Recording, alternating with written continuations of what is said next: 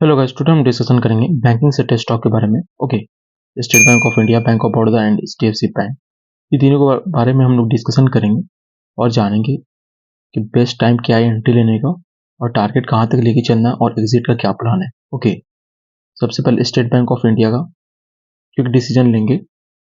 इन daily basis जो इसका RSI है 73 के आसपास है।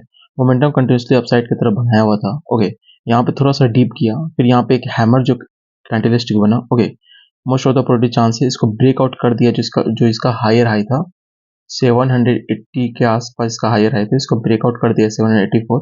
अपन एक स्मॉल स्टॉप लॉस लगा के एंट्री ले सकते हैं। टारगेट जहां तक मोमेंटम जाएगा वहां तक अपन चलते रहेंगे। ओके, मंथली बेसिस से बात करेंगे कि ब्रेकआउट किया है कि नहीं। देखिए, मंथली बेसिस पे ऑलरेडी ब्रेकआउट कर दिया है। ओके, एंड डेली बेसिस पे ऑलरेडी ब्रेकआउट कर दिया है। छोटा सा स्टॉप लॉस लगा के अपन एंट्री कर सकते हैं, बिकॉज RSI भी अभी वीक है, 73 के आसपास है, जैसे कि आप देख पा रहे हो। ओके, 73 के आसपास RSI है। Best opportunity state bank of India में बाई करने का।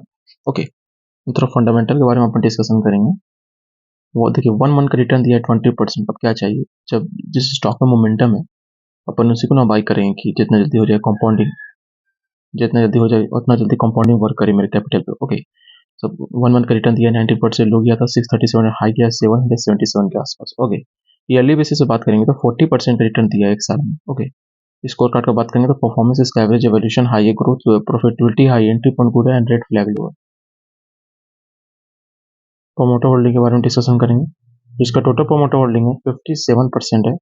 म्यूचुअल फंड 12% के आसपास स्टेक बना हुआ है। Other domestic institution 13%, FI 11%, retail other 9% के आसपास इसमें स्टेक बनाया हुआ है। Okay, bank of Baroda daily basis जो इसका RSI है 65 के आसपास है। ओके, मोमेंटम अपसाइड की तरफ कंटिन्यूसली बनाया हुआ है। थोड़ा सा यहाँ पे डीप किया, यानी कि जितना भी बैंकिंग सेक्टर स्टॉक है, जितना भी बैंकिंग स्टॉक है वो सब मूवमेंट किया। ओके, जब बैंकिंग स्टॉक चला, बैंकिंग सेक्टर चला, जितना भी बैंकिंग स्टॉक है सब परफॉर्मेंस बढ़िया किया।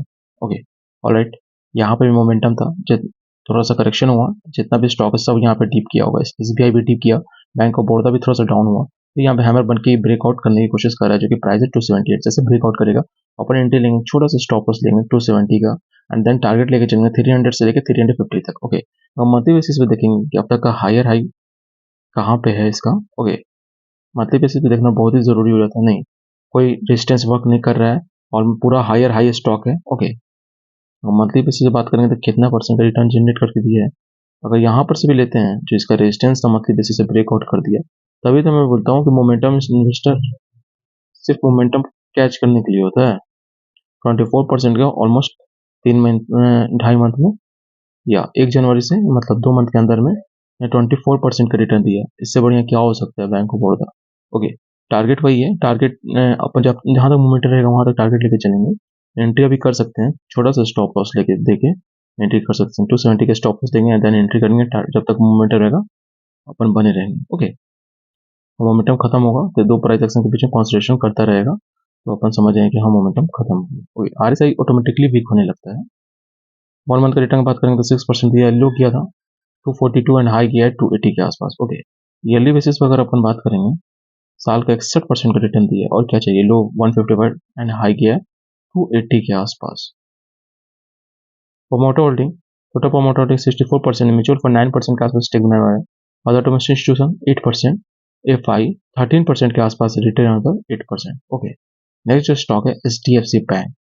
जब से इसमें खबर आया तब से थोड़ा सा करेक्शन है कि मूड में है, थोड़ा सा ऊपर होता है फिर करेक्ट होने लगता है। ओके, यानी कि इस स्टॉक में अभी उतना बायर एक्टिव है नहीं।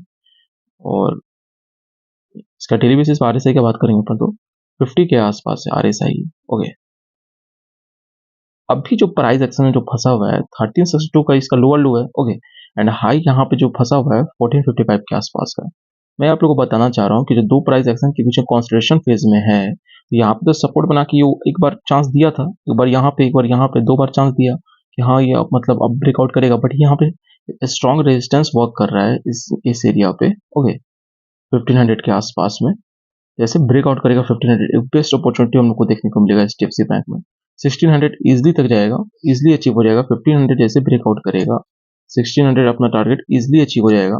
फिर ध्यान जो भी फंसेगा 1700 के आसपास फंसेगा, जो 1700 ब्रेकआउट करेगा तो फिर नया हायर हाई 2500 को हम लोग को देखने को मिलेगा 2 to 3 मंथ के आसपास में। ओके, कब? जब ये ब्रेकआउट कर देगा 1500 तक, क्योंकि बैंकिंग सेक्टर में अभी अपॉर्चुनिटी है, जितना भी स्टॉक है सब भाग रहा है। ओके, HDFC बैंक अगर ब्रेक नहीं करेगा ये रेजिस्टेंस को, तो most of the probability chance है कि दो प्राइस एक्सेलरेशन कंस्ट्रक्शन करता रहेगा, क्योंकि 3-4 बार इसको मौका मिला, एक बार यहाँ, 2 बार, तीसरा बार अभी मिल रहा है। ओके, अगर ब्रेक कर देगा फोर्सफुली तो टारगेट इजिली अचीव हो जाएगा, नहीं करेगा तो अपन इस स्टॉक को अभी अवॉइड ही करना बेहतर होगा HDFC बैंक को।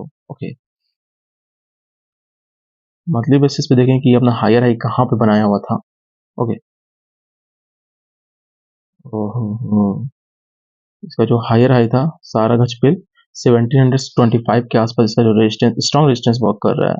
ओके, ब्रेकआउट करने की कोशिश किया, फिर नीचे आ गया, फिर ब्रेकआउट करने की कोशिश किया, फिर नीचे आ गया, फिर यहाँ पे अभी नीचे सपोर्ट के पास है, ब्रेकआउट करेगा। अब जब ब्रेकआउट करेगा most of the polity chance है कि अपना हायर हाई बनाते चले जाए। अब देखो एक बार यहाँ पे 2 3 4 5 6 7 6-7 बार ट्राई किया कि 1700 जो 1725 इसको ब्रेक कर दे, मगर नहीं हो पा रहा था। Okay, most of the probability chance है कि अब ब्रेकआउट कर देगा। बस यही है कि जो इसका resistance, most of the probability chance है कि अब ब्रेकआउट कर देगा। ओके, HDFC बैंक की बात करेंगे तो 1 मंथ का रिटर्न दिया है -1% के आसपास।